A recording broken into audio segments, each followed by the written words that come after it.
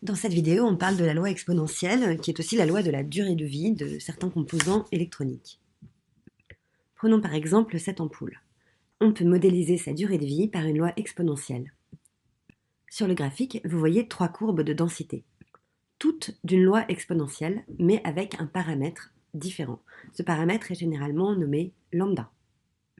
Bien que les densités ne soient pas les mêmes, elles ont cependant en commun 3 choses. La première, elles n'admettent que des valeurs positives. La seconde, elles sont décroissantes. La troisième, leur valeur au niveau de l'axe des ordonnées est égale à lambda. La loi exponentielle est donc à support dans l'ensemble des réels positifs.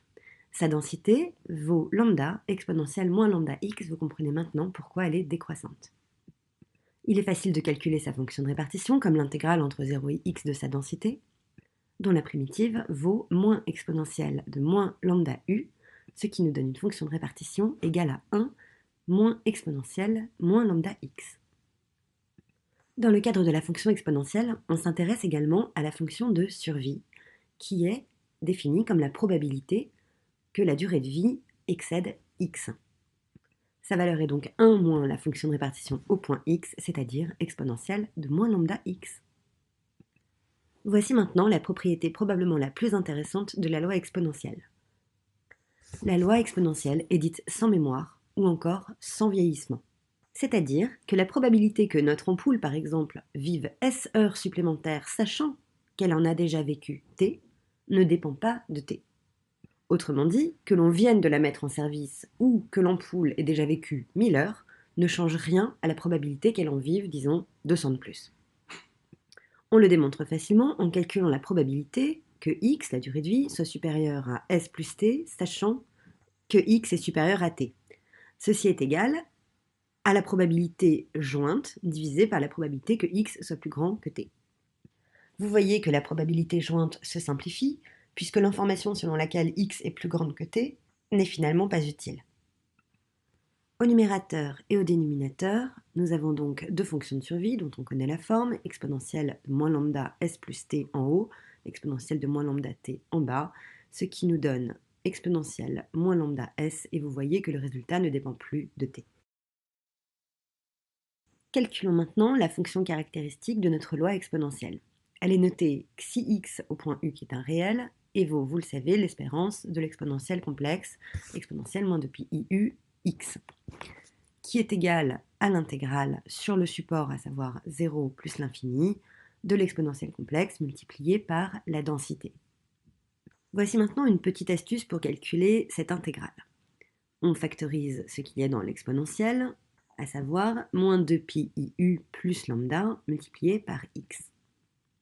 Et l'on s'aperçoit qu'en multipliant cette exponentielle par 2pi iu plus lambda, on obtient précisément la densité d'une variable exponentielle de paramètre 2pi iu plus lambda. Puisque l'on a multiplié par cette constante, il faut diviser par cette constante pour obtenir un résultat équivalent. Mais la bonne nouvelle, c'est que désormais, la totalité de cette intégrale vaut 1, puisqu'on intègre une densité sur son support. Il reste donc uniquement lambda divisé par moins 2pi u plus lambda, qui est la fonction caractéristique d'une variable de loi exponentielle de paramètre lambda. Voyons tout de suite une autre propriété que l'on va démontrer facilement grâce à la fonction caractéristique, qui est que la somme de lois exponentielles indépendantes et de même paramètre suit une loi gamma.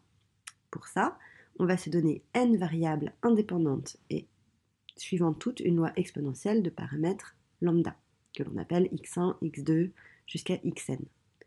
Calculons maintenant la fonction caractéristique de la somme de ces variables. Vous le savez puisqu'elles sont indépendantes. La fonction caractéristique de la somme est égale au produit des fonctions caractéristiques. Elles ont toutes la même puisqu'elles suivent toutes la même loi, la même que l'on vient de calculer, à savoir lambda divisé par 2pi iu plus lambda, puissance n, puisque nous en avons n. On retrouve ici la fonction caractéristique d'une loi gamma de paramètre n lambda.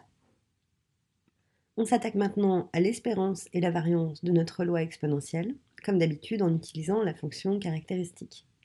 Vous le savez maintenant, l'espérance de x s'écrit comme moins 1 sur 2 pi i multiplié par la dérivée en u égale 0 de la fonction caractéristique au point u. On obtient donc, pour la dérivée au point 0, qu'au numérateur nous avons lambda moins 2pi et qu'au dénominateur nous avons 2pi multiplié par 0 plus lambda, le tout au carré, ce qui nous donne que l'espérance de x vaut 1 divisé par lambda. On se lance dans un calcul un petit peu plus compliqué pour la variance, qui est, vous le savez, moins 1 sur 4 pi carré, multiplié par la différence entre la dérivée seconde de la fonction caractéristique au point 0 et le carré de la dérivée de la fonction caractéristique au point 0 que l'on vient de calculer. J'inscris ici les détails du calcul que je vous laisse regarder tranquillement en faisant pause par exemple sur cette vidéo. Vous vous apercevrez que la variance de x vaut 1 sur lambda au carré. Pour résumer, il faut retenir que la loi exponentielle dépend d'un paramètre nommé lambda, qu'elle permet de modéliser la durée de vie de certains composants électroniques. Attention, elle ne permet pas de modéliser la durée de vie humaine, par exemple, puisqu'elle est sans mémoire ou encore sans vieillissement.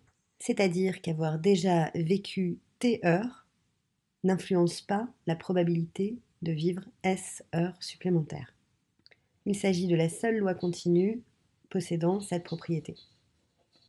On peut retenir aussi que sa fonction caractéristique est égale à lambda divisé par 2pi iu plus lambda, que la somme de lois exponentielles indépendantes et de même paramètre suit une loi gamma, enfin que l'espérance de la loi exponentielle vaut 1 sur lambda et sa variance 1 sur lambda carré.